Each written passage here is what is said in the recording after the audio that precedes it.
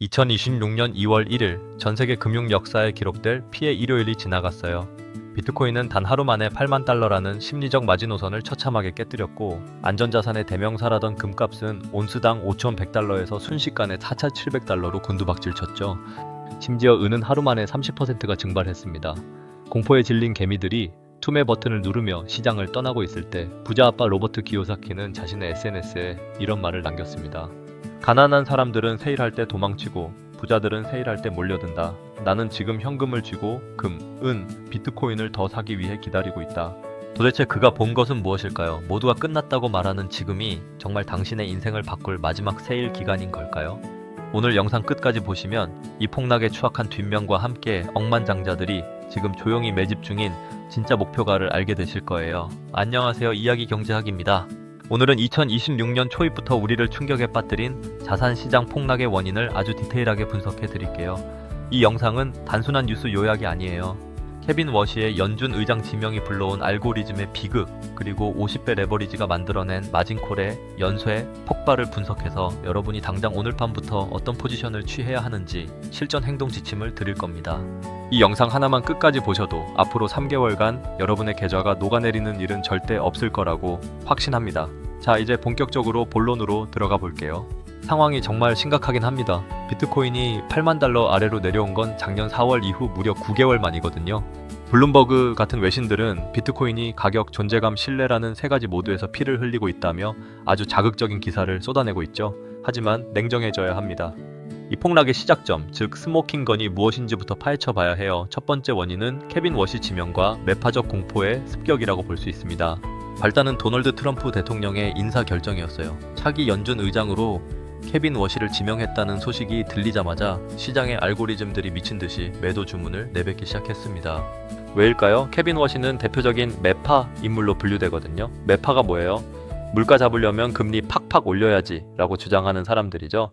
시장은 트럼프 정부에서 저금리 기조가 유지될 거라 믿고 잔치를 벌이고 있었는데, 갑자기 금리 인상의 화신 같은 인물이 등장하니까 찬물을 끼얹은 정도가 아니라 얼음물을 들이부은 격이 된 거예요. 여기서 핵심은 심리입니다. 가뜩이나 고점이라는 불안감이 팽배했던 상황에서 이 소식은 투매의 완벽한 핑계가 되었죠. 두 번째 원인은 50배 레버리지가 만든 청산의 도미노라고 볼 수 있습니다. 그런데 말입니다. 단순히 금리 인상 우려 때문에 비트코인이 5% 빠지고 은이 30% 폭락했을까요? 아니에요. 진짜 범인은 자산 내부에 숨어있던 독사, 바로 고레버리지 물량이었습니다. 당시 시장에는 50배에 달하는 고레버리지 롱 포지션들이 꽉 차 있었어요. 50배가 무슨 뜻인지 아세요?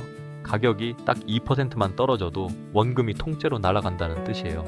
케빈 워시 소식에 가격이 1에서 2% 흔들리자마자 이 50배 레버리지 물량들이 강제로 청산당하기 시작한 겁니다. 거래소에서 너 돈 부족해 당장 팔아 라고 강제로 시장가 매도를 던지는 마진콜이 터진 거죠. 이게 무서운 게 뭐냐면 누군가의 강제 매도가 가격을 더 떨어뜨리고 그 하락이 수십 배, 10배 레버리지를 쓴 사람들의 물량까지 건드리는 연쇄 반응을 일으킨다는 거예요. 이번 폭락은 자산의 가치가 쓰레기가 되어서가 아니라 욕심에 눈먼 돈들이 서로를 갉아먹으며 터져버린 수급의 비극입니다. 세 번째 원인으로는 시카고 상품 거래소의 증거금 인상이 있습니다. 여기서 흥미로운 데이터가 하나 더 있어요. 왜 금까지 같이 폭락했을까요? 보통 금은 대표적인 안전자산이라 시장이 불안하면 올라야 정상이잖아요. 그런데 이번엔 달랐습니다. 그 배후엔 시카고 상품거래소의 기습적인 결정이 있었죠. 시카고 상품거래소가 은 선물 증거금을 기존 11%에서 15%로 올리겠다고 발표했습니다. 은에 투자했던 사람들이 갑자기 현금을 더 내놓아야 하는 상황이 된 거죠. 그런데 은 가격은 이미 폭락 중이라 돈이 없잖아요. 투자자들은 은에서 손실을 메우기 위해 눈물을 머금고 가장 현금화가 쉬운 금을 팔기 시작했습니다. 즉, 금은 잘못이 없어요. 은의 마진콜을 막기 위한 희생양으로 팔려 나간 거죠. 문제는 그 다음입니다. 은 가격이 급락하면서 마진콜이 속출하는데 투자자들은 당장 채워 넣을 현금이 없었죠. 결국 은에서 입은 손실을 메우고 퇴출을 막기 위해 눈물을 머금고 가장 현금화가 쉬운 금을 팔아치우기 시작했습니다. 결국 금은 자체적인 악재가 있어서가 아니라 은의 마진콜을 막기 위한 현금 인출기이자 희생양으로 팔려 나간 셈입니다. 자, 여기까지 들으시면 정말 시장이 엉망진창이구나 싶으시죠? 그런데 여기서 반전이 있습니다. 로버트 기요사키가 왜 이 아수라장을 보고 월마트 세일이라고 표현했을까요? 이제 부자들이 이 공포 속에서 어떻게 부의 재편을 준비하고 있는지, 그리고 기요사키가 금, 은, 비트코인을 대하는 소름 돋는 전략을 하나씩 파헤쳐 보겠습니다. 자, 여러분, 로버트 기요사키가 트위터 아니 X에 올린 글을 다시 한번 씹어볼 필요가 있어요. 그는 월마트에서 세일을 하면 가난한 사람들은 몰려가서 이것저것 사들인다고 말했습니다. 맞아요. 우리는 1+1 행사나 50% 할인 품목을 보면 득템했다며 기뻐하죠. 그런데 왜 금융자산이 30% 세일을 하면 기뻐하기는커녕 비명을 지르며 도망치는 걸까요? 초등학생도 이해할 수 있게 비유해 볼게요. 여러분이 평소에 100만 원 하던 최신형 아이폰을 사고 싶어 했다고 칩시다. 그런데 갑자기 애플 매장에서 오늘만 70만 원이라고 붙여놨어요. 그럼 여러분은 와, 애플 망했나봐, 무서워 하면서 도망가나요? 아니죠. 자다가도 벌떡 일어나서 줄을 설 거예요. 왜냐하면 아이폰의 가치는 그대로인데 가격만 떨어졌다라는 걸 본능적으로 알기 때문입니다. 하지만 금융시장에서는 이 본능이 마비됩니다. 자산 가격이 떨어지면 사람들은 자산의 가치가 사라졌다고 착각해요. 기요사키는 바로 이 지점을 꼬집는 겁니다. 비트코인의 근본적인 가치, 즉 중앙은행의 무분별한 돈 찍어내기에 대한 해지 수단으로서의 가치는 변한 게 없는데 단지 케빈 워시라는 이름 하나에 가격표가 바뀌었을 뿐이라는 거죠. 사람들은 흔히 폭락이 시작되면 이제 끝났다, 상장 폐지되는 거 아니냐는 극단적인 공포에 빠집니다. 하지만 역사를 돌이켜보세요. 1997년 IMF 외환위기 때 강남의 아파트를 쓸어 담았던 사람들, 2008년 금융위기 때 리먼 브라더스 사태 속에서 주식을 샀던 사람들, 2020년 팬데믹 폭락 때 비트코인을 줍고 있었던 사람들, 그들이 지금 어디에 있는지 보세요. 기요사키가 말하는 부자의 조건은 딱 하나입니다. 남들이 피를 흘릴 때 쇼핑카트를 밀고 들어갈 용기가 있는가입니다. 지금 금과 은, 비트코인이 동시에 빠지는 건 아주 이례적인 현상이에요. 이건 자산 각각의 결함이 아니라 시장 전체의 현금 부족 때문이거든요. 즉 물건이 나빠서가 아니라 살 사람이 잠시 없어서 싸게 나온 급매물이라는 뜻입니다. 그럼 이번엔 비트코인 이야기로 깊숙이 들어가 보죠. 현재 비트코인이 8만 달러 아래로 밀리면서 다들 지옥 간다고 난리죠. 그런데 차트를 아주 미세하게 쪼개보면 거대 고래들이 사활을 걸고 지키는 최후의 보루가 보입니다. 전 세계에서 비트코인을 가장 많이 보유한 상장사 마이크로스트래티지의 마이클 세일러를 아실 겁니다. 이 회사의 비트코인 평균 매수가가 얼마인지 아시나요? 대략 75,979달러 부근입니다. 이 숫자가 왜 중요할까요? 만약 비트코인 가격이 이 선 아래로 내려가면 세계 최대의 비트코인 고래인 마이크로스트래티지조차 미실현 손실 구간으로 들어갑니다. 이건 단순히 한 기업의 문제가 아니에요. 비트코인을 자산으로 보유한 수많은 기관 투자자들의 심리적 마지노선이 무너진다는 뜻입니다. 실제로 2월 1일 폭락 당시 가격이 78,000달러 선까지 내려오자마자 엄청난 양의 매수세가 유입되는 걸 보셨나요? 누군가는 거기서 줍줍을 하고 있었다는 겁니다. 개미들이 비트코인 8만 불 깨졌다, 망했다 라고 외치며 던진 물량을 기관들은 오예, 세일러 평단가 근처네 라며 입을 벌리고 받아먹은 거죠. 자, 그럼 우리는 어떻게 해야 할까요? 첫 번째 스텝으로는 레버리지 확인이 필요합니다. 지금 내 계좌에 대출이나 선물 롱 포지션이 있다면 정리하거나 비중을 크게 줄이세요. 지금은 변동성이 너무 커서 방향이 맞더라도 청산당할 수 있습니다. 두 번째 스텝으로는 비트코인 5,000달러 지지 여부 확인이 필요합니다. 가격이 이 선 위에서 머물러 준다면 이건 단순한 조정입니다. 하지만 만약 이 선이 뚫린다면 7만 달러 초반까지의 추가 하락을 염두에 둬야 합니다. 세 번째 스텝으로는 기계적 분할 매수기 필요합니다. 기요사키처럼 현금을 들고 기다리세요. 한꺼번에 사지 말고 향후 3개월 동안 매주 월요일 아침 같은 시간에 정해진 금액만큼만 사는 겁니다. 바닥을 맞추려 하지 마세요. 바닥은 지나고 나서야 보이는 거니까요. 바닥을 알 수 없다는 사실을 인정해야 합니다. 금과 은 이야기도 안 할 수 없죠. 특히 은 선물 가격이 30% 넘게 급락해서 온스당 78달러까지 밀린 상황은 정말 충격적입니다. 하지만 여기서 우리는 산업적 수요라는 팩트를 체크해야 합니다. 사람들은 은을 가난한 자의 금이라고 부르며 변동성이 심한 잡취급을 하곤 합니다. 하지만 2026년 현재 은은 단순한 귀금속이 아니에요. 태양광 패널, 전기차 배터리, 그리고 AI 서버의 전도체로 필수적인 전략 자산입니다. CME가 증거금을 올린 건 투기 세력을 쫓아내기 위함이지 은의 산업적 가치가 사라졌기 때문이 아닙니다. 오히려 공급은 부족한데 수요는 폭발하는 구조죠. 기요사키가 은을 사기 위해 기다린다고 한 이유가 여기 있습니다. 금보다 몸집이 작아서 휘둘리기 쉽지만 회복이 시작되면 탄력은 금보다 훨씬 강할 수밖에 없거든요. 많은 분이 물어보십니다. 전쟁 나도 오른다더니 왜 이번엔 빠지나요? 답변은 명확합니다. 앞서 말씀드렸듯 지금은 금 자체가 나빠서가 아니라 남의 집 불은의 마진콜 끄기 위해 우리 집 가구 금을 내다 파는 상황이에요. 전 세계 중앙은행들은 여전히 달러 대신 금을 창고에 쌓고 있습니다. 4,700달러 선까지 내려온 금값은 중앙은행들에게는 땡큐 외치며 쓸어 담을 가격대라는 걸 잊지 마세요.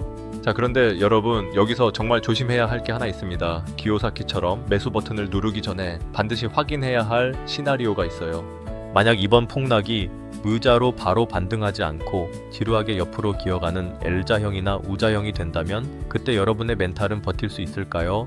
여러분, 가장 위험한 게 뭔지 아세요? 바로 내일이면 반등하겠지? 라는 막연한 기대감입니다. 하지만 긴 시간 동안 시장을 지켜본 제 경험상 이번처럼 거대한 레버리지가 한꺼번에 터진 장은 절대 하루아침에 회복되지 않습니다. 지금 시장은 심한 폭음을 하고 난 뒤에 숙취 상태와 같습니다. 50배 레버리지라는 독주를 마시고 몸이 망가졌는데 다음날 아침에 바로 전력 질주를 할 수 있을까요? 절대 안 됩니다. 강제로 팔려나간 매물들을 누군가 천천히 받아내고 공포에 질린 심리가 진정되려면 반드시 시간이라는 비용이 필요합니다. 역사적으로 마진콜이 휩쓸고 간 자리는 V자가 아니라 U자형 혹은 지루한 L자형 회복을 보였습니다. 2026년 2월의 이 상처도 마찬가지예요. 비트코인은 최소 2-3개월, 금과 은은 3-6개월 정도 바닥을 다지는 지루한 횡보장이 이어질 가능성이 매우 높습니다. 많은 분이 오늘이 바닥인가요? 라고 묻습니다. 죄송하지만 바닥은 신도 모릅니다. 부자들은 바닥을 맞추는 사람들이 아니라 바닥 근처의 구간을 장악하는 사람들입니다. 기요사키가 세일 중인 자산을 더 사기 위해 기다리고 있다고 한 말을 오해하면 안 됩니다. 그는 한 번에 올인하겠다는 게 아니에요. 가격이 낮아진 구간에서 자신의 현금 흐름을 동원해 매집을 하겠다는 뜻이죠. 개미들이 한 번의 승부에 목숨을 걸지만 부자들은 확률에 나누어 베팅합니다. 자, 이제 여러분이 가진 자산별로 어떻게 대응해야 할지 아주 구체적으로 짚어드릴게요. 메모 준비하세요. 첫 번째, 금은 흔들리지 않는 뿌리입니다. 금은 이번 폭락에서 가장 억울한 자산입니다. 은의 마진콜을 메우기 위해 강제로 팔려 나갔으니까요. 하지만 이건 뒤집어 생각하면 가장 먼저 제자리를 찾아갈 자산 투입이라는 뜻이기도 합니다.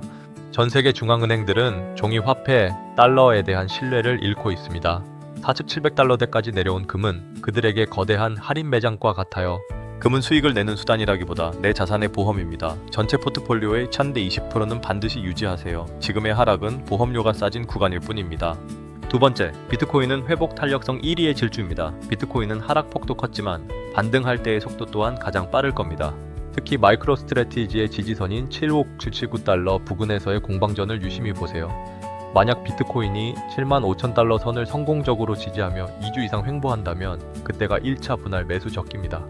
비트코인은 끝났다는 뉴스 헤드라인이 도배될 때가 사실은 고래들이 가장 바쁘게 움직이는 시간임을 잊지 마세요. 세 번째, 은은 가장 아픈 손가락이지만 하지만 반전의 주인공입니다. 이번 폭락의 진원지였던 은은 회복이 가장 느릴 수 있습니다.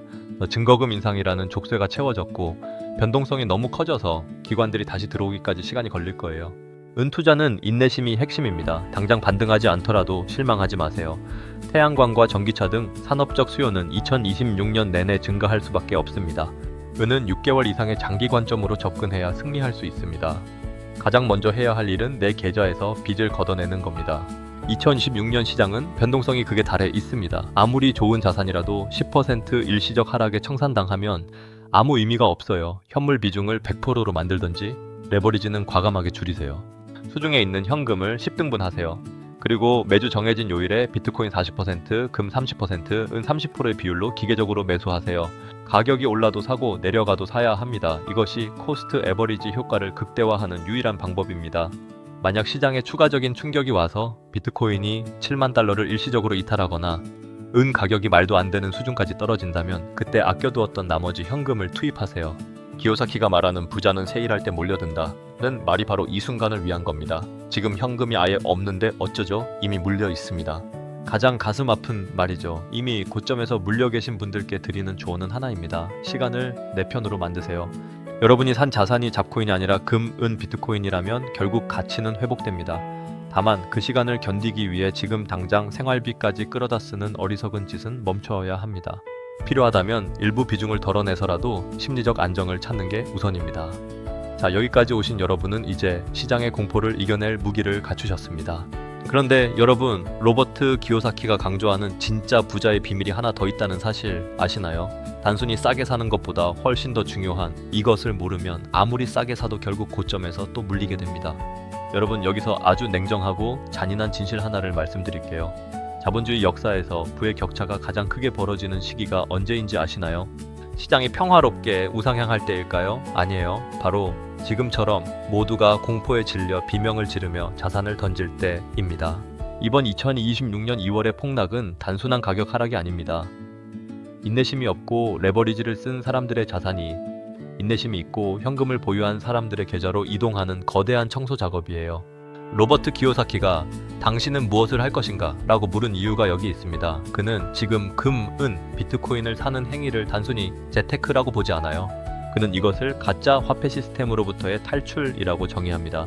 미국 연준은 시장을 지켜줄 것이다. 우리는 흔히 연준이 시장이 망가지는 걸 좌시하지 않을 거라고 믿습니다.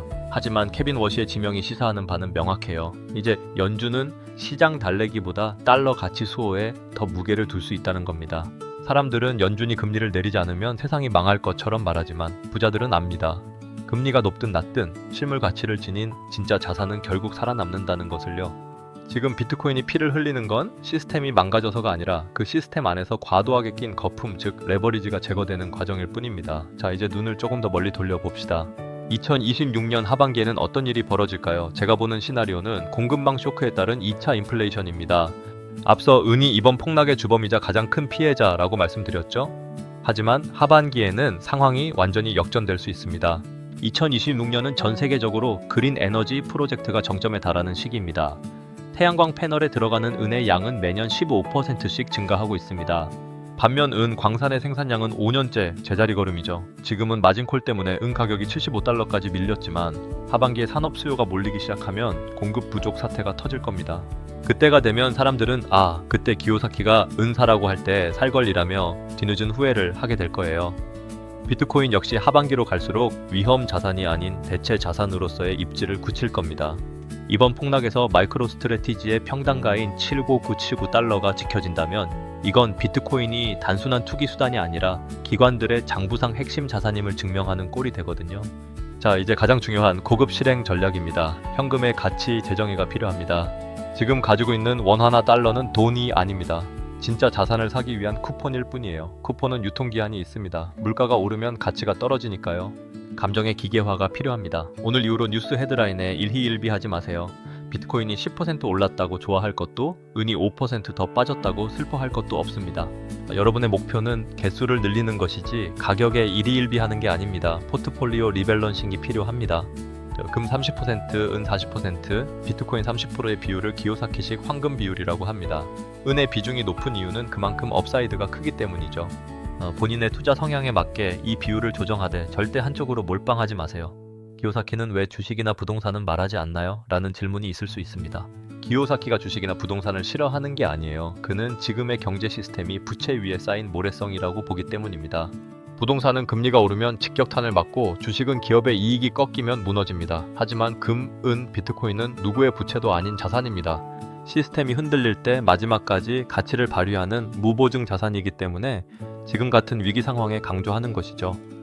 자, 이제 모든 펜은 던져졌습니다. 2026년 2월의 대폭락은 누군가에게는 지옥행 급행열차였고 누군가에게는 부의 추월 차선으로 갈아타는 정거장이었습니다. 이제 이 긴 영상에 마침표를 찍으며 여러분께 묻겠습니다. 당신은 도망칠 것입니까? 아니면 부자의 길로 들어설 것입니까? 가난한 사람은 가격이 오를 때 환희하며 들어오고 가격이 떨어질 때 공포에 질려 나갑니다. 하지만 부자는 가격이 오를 때 수익을 즐기고 가격이 떨어질 때 감사를 표하며 바구니를 채웁니다. 오늘 로버트 기요사키의 메시지는 명확합니다. 세일은 시작되었고 현금을 쥔 자가 승리한다. 여러분은 어떻게 생각하시나요? 헛소리 같으신가요? 아니면 더 나은 투자 철학이 있으신가요? 아니면 여러분은 다른 의견이 있으신가요? 여러분의 의견을 댓글로 남겨주세요.